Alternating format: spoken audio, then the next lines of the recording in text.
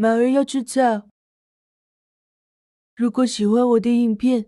按 Sugar 赞、订 Design 阅、底加分享。新渲染图展示了下一代马自达6轿车的外观，灵感来自该品牌的新款 CX-60 SUV， 得益于 Sugar Design 的全新渲染。我们现在对下一代 Mazda 6的外观有了更好的了解。虽然马自达6的正式发布预计在2022年年中之前，但新的渲染图让我们对新车的设计方向有了一个概念。从最近发布的马自达 CX-60 中汲取灵感，马自达6渲染具有与 CX-60相同的前大灯设计和前格栅形状，还出现了一个马6渲染，显示了雕刻的后腰和更宽的轮拱。可以在渲染图中看到一些宝马的灵感，但必须注意，这些渲染不是官方的。虽然下一代马自达6尚未在澳大利亚市场确认，但这款轿车可以加入澳大利亚的众多马自达车型，成为该品牌最大的市场之一。马自达6是2021年澳大利亚第2畅销的中型车，销售了149辆汽车，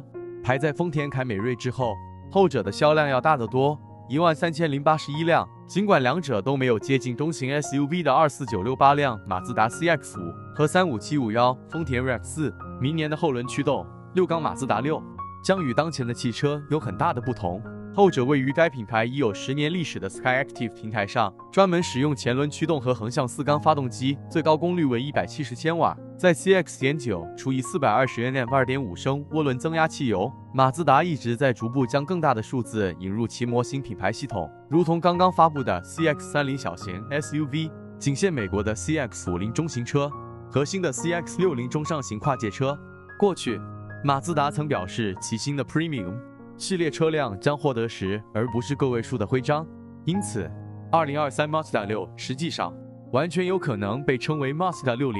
无论哪种方式，下一代马自达6很可能会采用与使用相同平台的 CX-60 SUV 相似的内饰。CX-60 的车舱包括真正的日本木材、Nappa 皮革座椅和宽大的布织物表面，营造出更温暖的美感。一些市场继续需要大型轿车，包括美国、东欧和亚洲部分地区，因此几乎可以肯定，马自达将继续其4门轿车产品。马自达6或60也有可能在保持轿车比例的同时，搭载奥迪 Sportback 风格的大型后掀背车。受欢迎的马自达6旅行车的未来还远未明朗，下一代马自达6完全有可能仅限轿车。新马自达6的一些最大的确认变化将是过渡到后轮驱动布局，马自达放弃当前的前轮驱动设置。在动力系统方面，马自达6可能会采用与 CX-60 相同或相似的发动机，汽油和柴油直列6缸动力系统。马自达6可能会配备 3.0 升汽油直列6缸发动机或